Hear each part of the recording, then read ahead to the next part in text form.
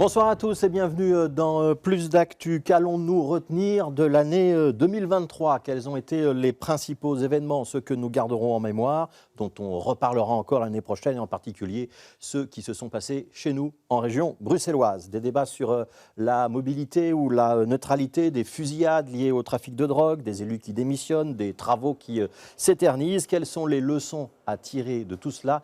C'est l'exercice auquel nous allons nous prêter ce soir. Voilà, et pour nous éclairer, nous accueillons deux journalistes. Mathieu Ladevez, bonsoir. Bonjour. Vous êtes rédacteur en chef adjoint de La Dernière Heure, notamment en charge des éditions de Bruxelles et du Brabant Wallon. Et puis Geoffroy Fabré, journaliste à l'RTBF Bruxelles. Vous êtes le présentateur des journaux du matin sur Viva Bruxelles, notamment ceux de 7h30 et de 8h30 qu'on peut aussi suivre sur l'antenne de BX1. Merci à tous les deux. Petite précision, on ne va pas faire une rétrospective de cette année 2023, on n'en a pas le temps. On va juste picorer quelques événements majeurs et entendre comment nos confrères les ont ressentis. Ce ne sera pas dans l'ordre chronologique. La preuve, on va commencer par le mois d'octobre avec la mort de deux supporters suédois. C'était dans le quartier Sainte-Thelette. Récit diffusé le lendemain de cette attaque dans le journal de BX1, signé Bernard Denuy. Les forces de l'ordre terminent leur longue nuit de travail ce matin à la place Sainte-Thelette. La police scientifique a passé le peigne fin sur cette scène de terreur. Un véhicule est embarqué, le taxi qui transportait les supporters suédois vers le stade. C'est à cette hauteur, à peu près boulevard d'Ypres, que les supporters suédois sont sortis du taxi et ont tenté d'échapper à l'assaillant qui les prenait d'assaut. Ils ont alors tenté de se réfugier dans ce bâtiment, un bâtiment qui abrite des entreprises, des salles de réunion. Lorsque l'assaillant fait feu, regardez les stigmates de cette attaque ici que l'on découvre ce matin. Peu avant 8 heures, la police lève le périmètre de sécurité. Le trafic reprend son cours habituel et les riverains découvrent le lieu du crime à quelques mètres de leurs habitations. J'ai attendu le coup de feu, minimum 6 ou 7. Et après, j'ai ouvert le balcon. J'ai vu Allahu Akbar, Allahu Akbar. Et après, j'ai fermé le balcon. Je ne sais jamais il y a une balle perdue ou je ne sais jamais. Hein. Moi, j'ai 48 ans ici. C'est catastrophe. Jour un jour, catastrophe. Les années 70, les années 80, c'est pas comme ça l'Europe. Arrivé en scooter, habillé d'une veste orange, le terroriste présumé, muni d'une arme de guerre, fait feu à plusieurs reprises. L'assaillant prend ensuite la fuite, filmé une fois encore par des riverains. Il revendique son attaque sur les réseaux sociaux. Bruxelles est alors plongée dans une chasse à l'homme. Mathieu Ladevez, le terrorisme, c'est finalement une menace qui n'a jamais réellement complètement disparu en région bruxelloise ? Clairement, je pense que ce soit à Bruxelles ou ailleurs, on peut difficilement lutter contre des actes de terrorisme presque individuels comme celui-ci. On peut mettre tous les moyens policiers en ordre, on peut mettre tous les moyens de renseignement sur le tapis. Ça pourra toujours arriver et je pense qu'on n'est jamais à l'abri de ça, évidemment. Dans cette affaire avec Adessel Laswed, il y a quand même eu peut-être des failles dans l'exploitation des renseignements, une demande d'extradition notamment qui n'a pas été traitée. Ça a d'ailleurs entraîné la démission du ministre de la Justice, qui à l'époque était Vincent Van Quickenborne. Est-ce que ça met encore une fois l'accent sur peut-être les dysfonctionnements ou en tout cas les difficultés de financement de la justice d'une manière générale et en particulier à Bruxelles, Geoffroy Fabré ? Le parquet de Bruxelles a été fortement pointé. On en a parlé notamment avec Luc Hénard qui lui expliquait, et c'est vrai que c'est assez parlant, on peut faire ce qu'on veut. On a ces images de chariots avec plein de papiers, c'est comme ça que des papiers se perdaient. Il dit c'est comme ça que la justice se passe. Donc effectivement, il disait on manque de moyens, mais même avec des moyens totaux, si on remplit le cadre complètement, il n'excluait pas l'erreur humaine. Et visiblement dans ce cas-ci, c'est un peu ce qui s'est passé, l'erreur humaine. Donc il était un petit peu fataliste et c'est ce que la justice estimait. Alors d'une part, il y a effectivement ce manque de moyens et de personnel au parquet, mais malgré ça, et c'était un propos assez intéressant, il expliquait que malgré tout, on peut pas tout le temps tout contrôler. Le refinancement de la justice bruxelloise, c'est quelque chose dont on reparlera lors des prochaines élections. Mathieu Ladevez, je vais mettre un franc là-dessus. Je pense qu'on va en reparler. Je ne pense pas que ça fera l'actualité des débats et que ce soit un thème de campagne que les partis bruxellois vont mettre en avant. Parce que c'est peut-être pas assez intéressant ou vendeur électoralement pour ces partis-là, malheureusement. Donc je ne suis pas certain que ça soit un enjeu de campagne. Alors, on va remonter encore un petit peu dans le temps. Nous sommes maintenant le 26 août et la police débarque à la gare du Midi. Anaïs Corbin est sur place. Les mains attachées, des dizaines de personnes sont interpellées à la gare du Midi et ses alentours. Nous procédons en ce moment à l'interpellation non seulement de personnes en errance, mais également de personnes en situation de clandestinité dans notre pays. Nous nous occupons au niveau police et justice des personnes qui sont arrêtées pour la commission de faits criminels ou qui sont recherchées. Nous orientons vers les services sociaux les personnes en errance, vers les services d'office étrangers les personnes dans l'illégalité. Nous cherchons en tout cas une solution pour les mineurs étrangers non accompagnés qui sont des enfants. 5 zones de police bruxelloises, la police fédérale et la police des chemins de fer sont sur le terrain. Ils sont accompagnés de l'Office des étrangers et des services de propreté.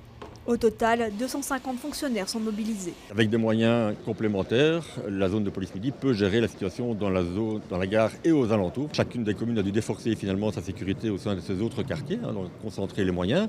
C'est clair que ce n'est pas tenable sur le long terme et que pour montrer que ça fonctionne comme on le fait aujourd'hui, il faut, pour le reproduire dans le temps, il faut avoir des moyens pérennes. L'insécurité autour de la gare agite les débats depuis plusieurs semaines. Une situation qui impacte les voyageurs et les riverains. Il y a beaucoup de gens qui sont intoxiqués, drogués, qui boivent et qui harcèlent les gens et tout. On n'est jamais vraiment en sécurité, il peut toujours se passer quelque chose. Donc moi personnellement je trouve qu'il était quand même assez temps qu'il puisse faire quelque chose. J'avais peur, je tenais fort mon sac, je rangeais mon téléphone en général.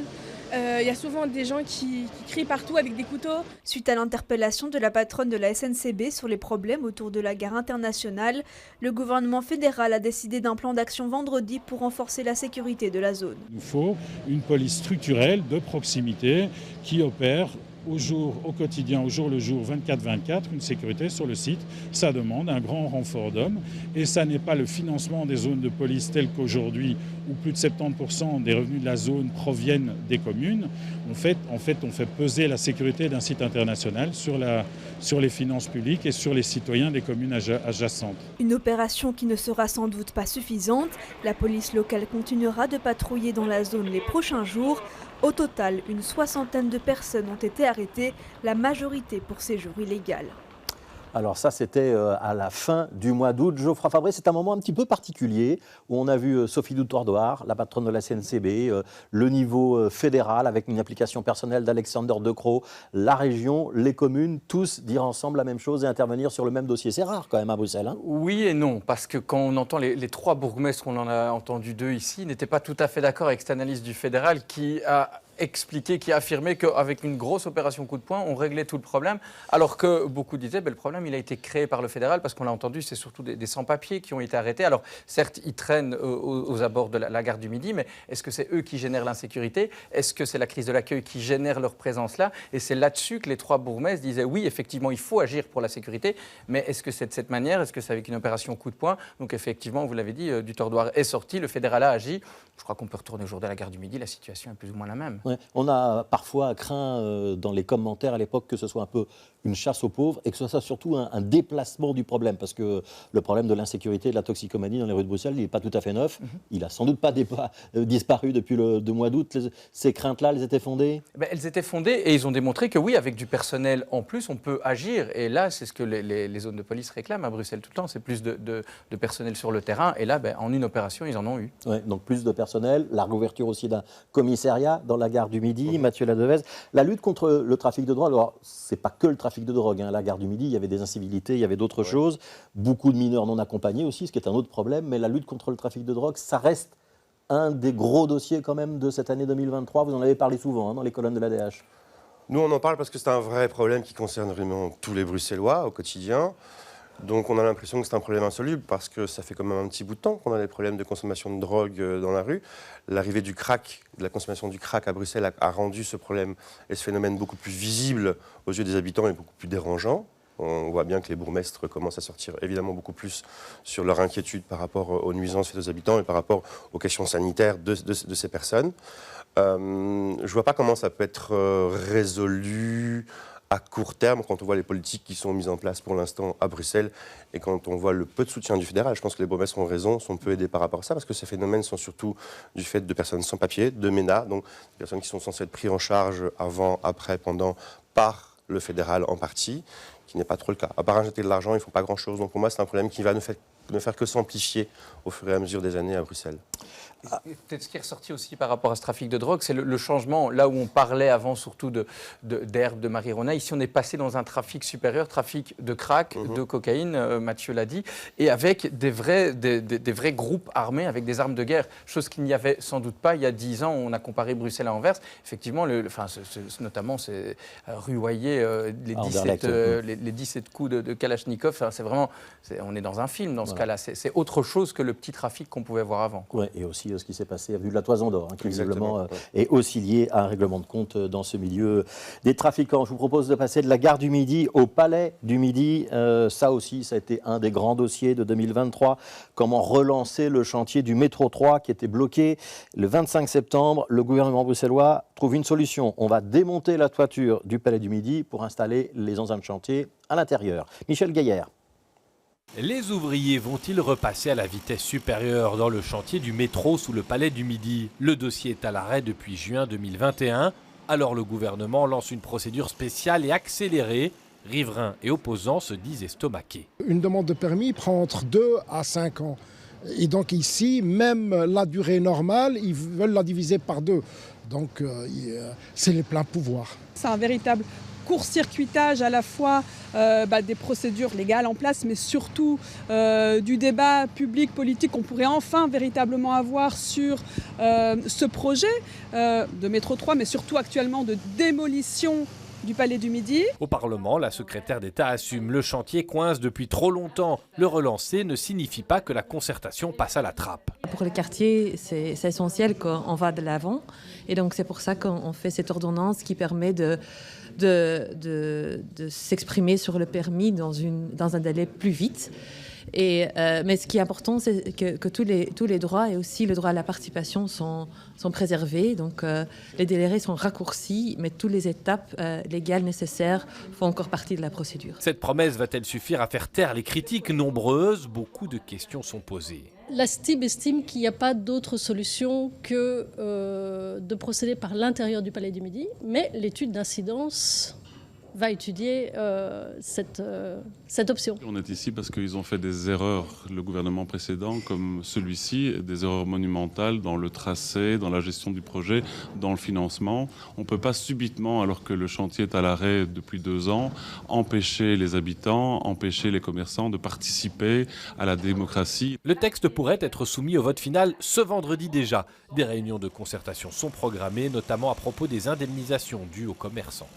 Voilà, je confirme, ça a bien été voté au Parlement bruxellois. Geoffroy Fabré, c'est probablement pas de la fin de la saga de ce métro 3, même si on se limite à la partie sud de ce métro. On ne parle pas encore du nord. Je crois que c'est surtout ça qui est particulier. Là, on parlait de la partie la plus facile, cette partie sud, transformer le pré-métro en métro. Et on se rend compte déjà avec ce Palais du Midi d'une note qui explose. On n'a pas encore commencé à creuser de l'autre côté parce que là, il y a 7 stations de métro à créer. Il y a un énorme tunnel à créer. On parle de 3 milliards. Moi, ce qui me frappe là-dedans, c'est de se dire, est-ce qu'on ne réfléchirait pas au coût que ça va réellement coûter, engendrer, parce que là-dessus, on en est dans la phase plus facile et déjà les coûts explosent. Donc la question que mettent les opposants à ce métro 3, c'est de se dire, remettons tout à plat et essayons de voir, parce que jusqu'où on va aller. Moi, je me souviens tout au début, on parlait de 800 millions pour l'ensemble du métro. On est arrivé à 1,6 milliard, maintenant on est à plus de 3 milliards. Oui, presque 4. Presque 4, et on n'a pas encore commencé à creuser le plus important. Donc je crois que la question doit se poser là-dessus. Ouais. En même temps, est-ce qu'on peut se dire, on a fait la première partie du métro, on a déjà investi plus d'1 milliard,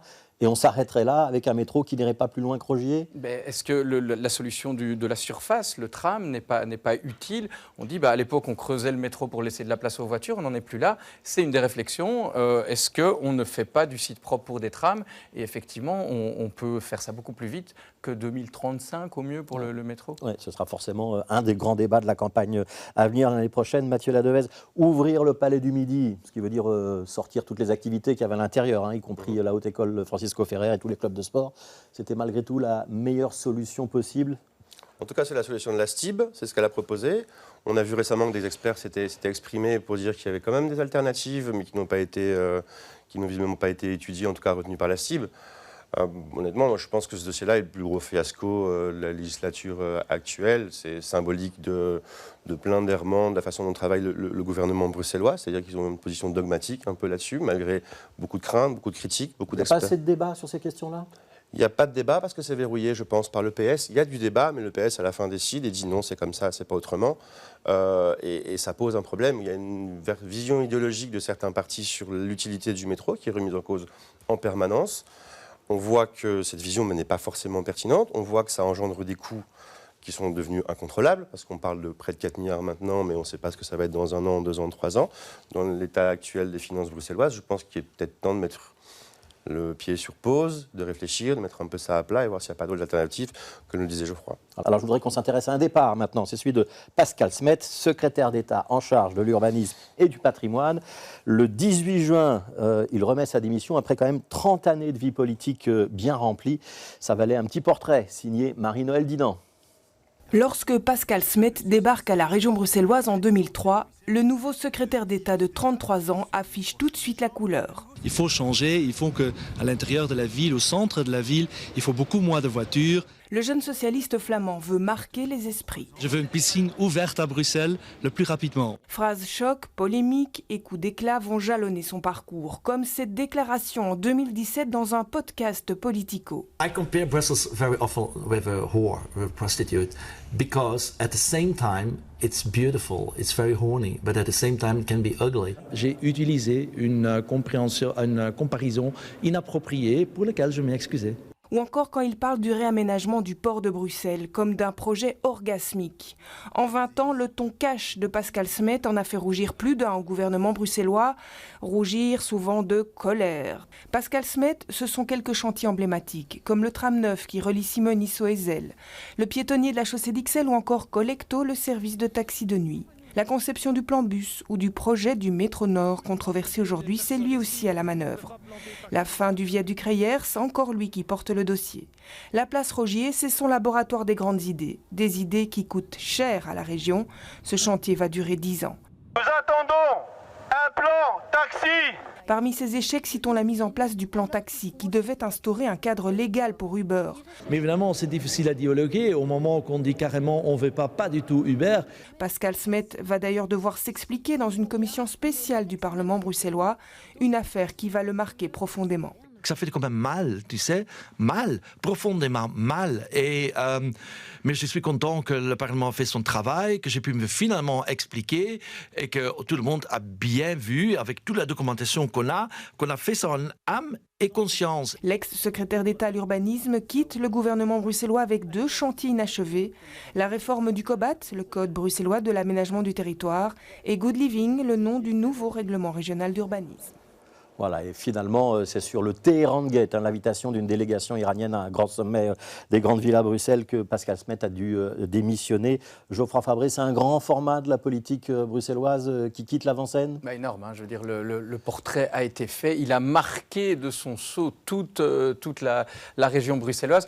Je trouve que c'est le fait politique de l'année, parce que ça a un peu lancé aussi la campagne. Quand on voit que c'est Leicester le premier qui attaque ce Téhéran Gate, qui attaque les autorités du mouvement réformateur. David Leicester qui les attaque, les autorités bruxelloises, principalement PS, SPA. On voit que Smet saute, finalement démissionne, mais ça revient comme un boomerang tout de suite. OMR ou Adjalabib derrière doit se justifier. Pascal Smet a sauté très vite et je crois on a parlé de cette commission. Il était complètement abattu après, même s'il en est sorti blanchi. Il l'a dit sur votre antenne. Hein, ça lui a fait mal et je crois qu'à mon avis, il n'a pas voulu se battre. Il n'avait peut-être plus la force de se battre après ça. Oui, c'est Hans Persson qui a succédé à Pascal Smet. C'est une page qui se tourne ? Pour moi, c'est une page qui se tourne momentanément parce que je pense qu'il va revenir sur la scène politique. Parce qu'il a encore plein d'idées, il est quand même à l'origine de beaucoup de projets bruxellois que mettent en branle aujourd'hui les Bruxellois. Donc Écolo tire les lauriers de ce que lui a mis en place il y a 5, 6, voire 10 ans. Donc je pense qu'il va revenir et c'est peut-être une bonne chose pour Bruxelles parce qu'il a un franc-parler qui dénote, qui dérange sûrement à Bruxelles, qui n'est pas dans le ton de la concertation permanente bruxelloise comme on peut le vivre depuis longtemps au gouvernement bruxellois. Mais il fait des choses et c'est important. Alors, dernier événement qu'on va commenter, il va être question de laïcité et de neutralité. On file à Anderlecht, reportage de Camille Tanquin. La motion telle qu'amendée par le groupe PS Voreux engagé est adoptée. Merci pour ce débat. Un débat tout de même tendu et une majorité divisée. Mais au final, un texte modifié et approuvé par le Conseil communal. Il autorise le port des signes convictionnels, dont le voile, dans l'administration d'Anderlecht. Seule exception pour les agents qui cumulent une fonction d'autorité et un contact visuel avec le public. C'est un équilibre qu'on a trouvé entre deux valeurs qui sont essentielles à nos yeux. C'est d'une part la diversité, d'autre part la neutralité. Et donc le texte d'écolo, il ne mettait aucune balise. Et donc on a ici mis un amendement qui permet de dire que dans quelles conditions on peut porter les signes convictionnels. Autre différence avec la motion initiale d'écolo, il n'y a aucune échéance pour appliquer la mesure. Le texte renvoie à la région bruxelloise. Pour les Verts, c'est une victoire en demi-teinte. Évidemment que nous sommes déçus du fait que nos partenaires de majorité n'ont pas voulu aller jusqu'au bout et donc quelque part de pouvoir faire ce changement de règlement d'ordre intérieur. Maintenant, je vous avoue que le fait d'avoir lancé ce signal fort à l'administration et donc que l'ensemble de nos partenaires de la majorité disent aujourd'hui qu'ils sont pour cette autorisation, pour nous c'est déjà une victoire. Une décision historique pour Bruxelles. Ses partisans saluent la fin d'une discrimination. Mais tous ne partagent pas cet avis. Le citoyen, lui, dans toute sa diversité, peut se présenter chez le fonctionnaire, chez la fonction publique. Lui, il peut s'exprimer comme il veut. Le fonctionnaire, non. Le fonctionnaire doit rester neutre et ne pas avoir forcément dans cet échange d'opinions personnelles, mais juste porter la fonction de l'État. Un sujet qui crispe le collège, mais qui s'étend aussi au-delà. Avant le vote, des élus anderlechtois ont même reçu des menaces. Pour éviter tout débordement, le conseil communal était exceptionnellement fermé au public. Une déception pour ses citoyens. Qu'on ne puisse pas rentrer, ça je ne comprends pas. Alors que tous les conseils communaux sont toujours ouverts au public. Pourquoi aujourd'hui c'est fermé? Vous n'êtes pas trop déçu? Si, beaucoup. Je suis déçue en fait de la démocratie de notre commune. On est un peu limite choqués. On s'est dit on va quand même venir pour montrer qu'on est là et qu'on va de nouveau parler de nous sans nous. Et c'est ça un petit peu la première des choses qui nous désole. Prochainement, un groupe de travail sera mis sur pied pour analyser quelle fonction sera autorisée ou pas à porter un signe convictionnel. Mathieu Ladevez, débat compliqué, débat passionnel, débat qui va revenir. En quoi est-ce que ce qui s'est passé à Anderlecht est emblématique ? C'est emblématique parce que je pense que ça va être un thème de campagne dont on va entendre parler beaucoup ces 6 prochains mois, jusqu'au communal d'ailleurs, parce qu'on voit à quel point ça peut être clivant. Et que le débat d'idées est vraiment difficile sur une position, situation qui sociologiquement c'est très important pour Bruxelles, parce qu'on sait que Bruxelles est un peu dualisé et que Bruxelles doit se positionner là-dessus. C'est une bonne chose d'en parler. Moi, ce que je reproche un petit peu sur le plan politique à Écolo et voire au PS, c'est qu'on se souvient sûrement de l'affaire du tract pendant les élections communales de 2019 ou régionales, je ne sais plus, qui avait coûté cher à Écolo, ça avait scandalisé tous les partis, etc. Donc on savait que c'était dans les programmes d'écolo il y a 4-5 ans, voire du PS, parce que le PS avait une position aussi presque identique. Oui, ça revient maintenant. Et ça revient maintenant 6 mois avant. On aurait pu en faire un vrai débat de société, en parler pendant 4 ans pour accoucher sur quelque chose d'homogène sur l'ensemble du territoire régional et quelque chose de construit où on fait parler les gens. Là, non, ça revient comme un petit gimmick politique pour aller chercher des voix. Et là, je trouve ça très, très décevant. Oui, Geoffroy Fabré. Il y a un dommage avec cette enquête qui a été faite au sein de l'administration anderlechtoise qui visiblement était un petit peu utilisée. En tout cas, on n'en a pas utilisé clairement les conclusions pour faire passer une idée. À nouveau, à quelques mois des élections, c'est sans doute pas le meilleur moment pour parler de ce genre de choses. Merci à tous les deux. Geoffroy Fabré, RTBF Bruxelles, Mathieu Ladevez, rédacteur en chef adjoint de la dernière heure en charge notamment de l'édition bruxelloise de l'ADH. Merci à tous les deux. On vous souhaite d'excellentes fêtes de fin d'année parce que c'était la dernière édition de Plus d'actu pour cette année-ci. On reviendra évidemment début janvier. Demain, c'est Sophie Merckx qui sera l'invitée de Plus d'actu. Ce sera avec Michel Gaillard. Vos questions par mail ou sur les réseaux sociaux de BX1. Pour le mail, c'est plusdactu@bx1.be. Et puis demain matin, dans notre matinale Bonjour Bruxelles, on recevra notamment Yvan Verhofstadt, le vice-président du parti Les Engagés. Merci d'avoir été là et à demain.